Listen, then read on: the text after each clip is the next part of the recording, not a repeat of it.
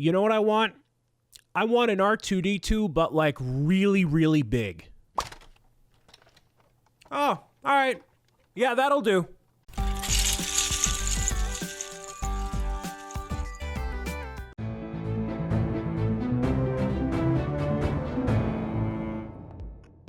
It's everybody's favorite astromech droid back once again in the Ultimate Collector's series for LEGO Star Wars. My name is Brian Saviano, here for Beyond the Brick, and this is set number 75308 at 2,314 pieces. It's the $200 LEGO Star Wars R2-D2. Measures in at 12.5 inches high, 7.5 inches wide, and 6 inches deep.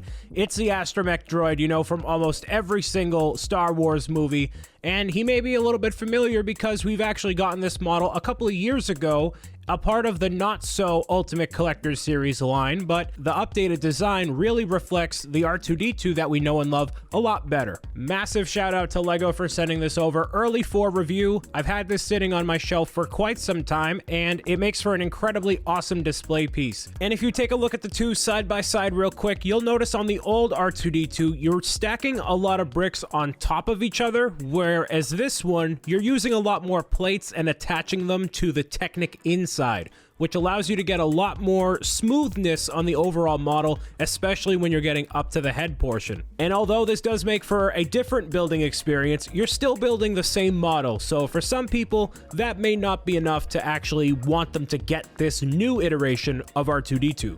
And in terms of actually building R2-D2, you're making a Technic inside and then a bunch of bricks around the outside. And I built this over the course of a couple hours, and I had a movie going on in the background at one point, a podcast. I'm going to tell you this right now. Make sure you're focusing on the inside of the astromech droid. You're not going to want to mess this up. And LEGO instructions are usually pretty clear. I got really confused at the different angles and the way they were presenting everything, and I didn't build the last R2-D2, so I don't know if it was this sort of complexity, but I was getting a little bit lost with everything going on. So just make sure you're really focusing when you're building at least the inside of R2-D2.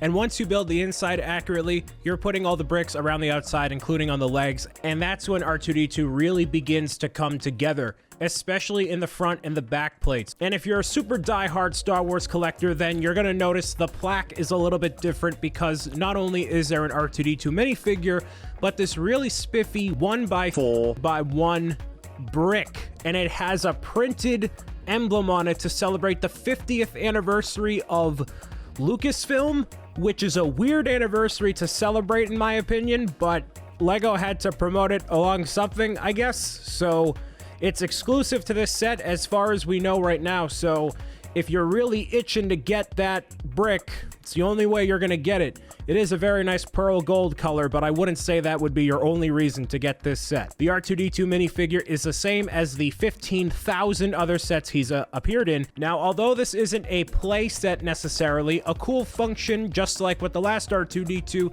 is if you pick him up and you shimmy him forward, his third leg will hobble out and drop down onto the floor, and you can kind of move him around like a little bit as if he's roaming around, but because the model is so wobbly, it makes it a little bit difficult and feels like it's dragging.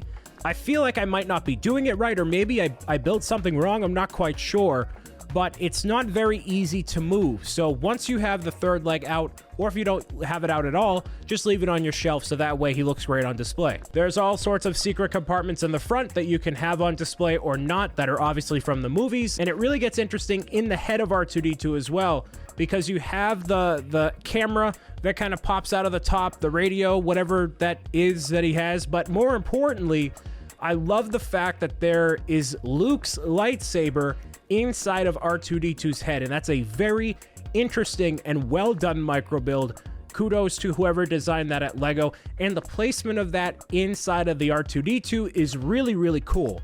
The only complaint I have with it is that there's no flick function on R2-D2 at all to make it flick out, as if R2 is giving Luke's lightsaber to Luke on Jabba's sail barge. I'm sure that would be relatively difficult to implement, especially with it being a moving head, but I think that would make it a much more unique building experience and functionality-wise compared to the last R2-D2. Nonetheless, the fact that they included it and you can take it out manually is really cool.